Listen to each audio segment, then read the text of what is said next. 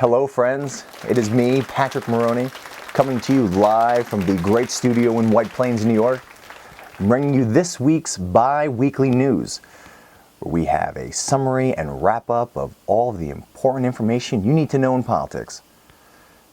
So thank you, Pat Maroney, BiWeekly News. Keep on watching.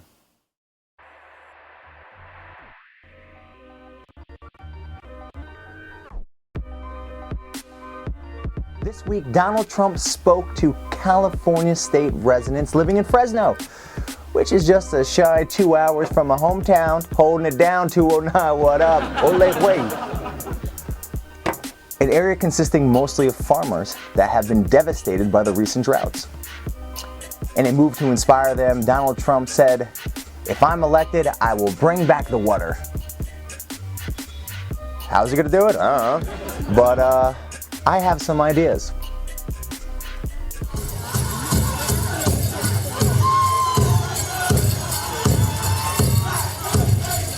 North Korean media outlet DPRK, which is authorized by Supreme Leader Kim Jong-un, praised Donald Trump on his foreign policy, which would ultimately remove the United States from the North and South Korean conflict. For those of you unaware, this is the second endorsement by a tyrannical leader for Trump, as Vladimir Putin praised him earlier this year on his strong leadership qualities. You know, they say you can really judge a man by the company he keeps, and Donald Trump, you're looking like one hell of a guy. But let me just do a quick score count for you. That makes Kim Jong-un, Vladimir Putin, Indiana State Basketball Hall of Fame coach Bobby Knight, and everybody's favorite quarterback, Tom Brady, all on Team Trump. I actually think I have a picture of this squad right over here.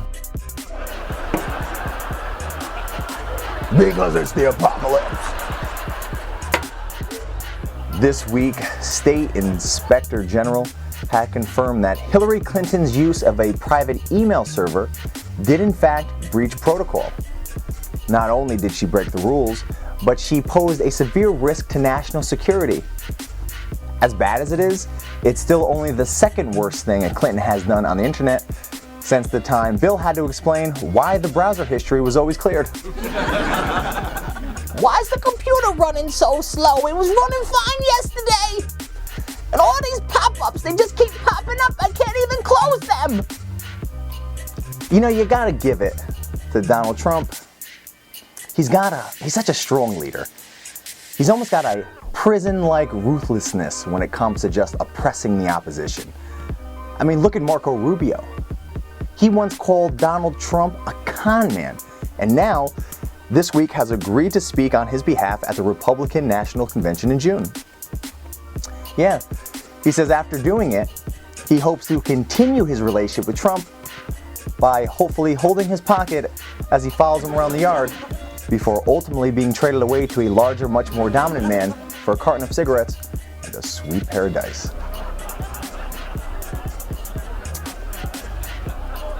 This Memorial Day, Donald Trump spoke at the annual Rolling Thunder motorcycle rally, an event to bring awareness to POWs and those missing in action.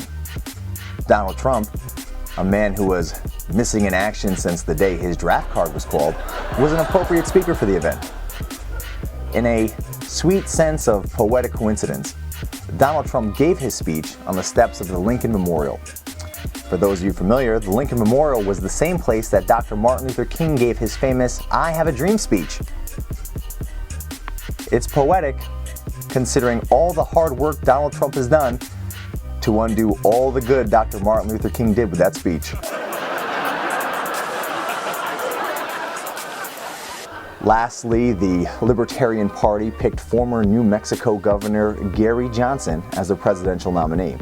Johnson previously ran in 2012, where he received a whopping 1% of the general election vote. This time around, he hopes to improve upon that, and being a progressive libertarian, has indicated that those wishing to support him can now contribute funds with bitcoins, making it that much simpler for supporters who want an easier way to waste a lot of their hard-earned money. Because let's face it, you got no chance. That's what you got. No chance in hell. Pretty politician buying souls from us are puppets who'll find their place in line. But tie a string around your finger now, boy, because it's just a matter of time, because you got no chance, so that's what you got. Up against a machine too strong. Pretty politicians buying souls for us song puppets. I want to thank you guys, as always, for tuning into the bi-weekly news. It's a pleasure to bring you content that progressively gets more factual and less ridiculous. Tune in every week and catch me on Political Storm. I'm Patrick Maroney, and as always, as I'd like to tell you, go out there and be the best you can be, because really, that's all we can ever do. Thank you. Bye-bye.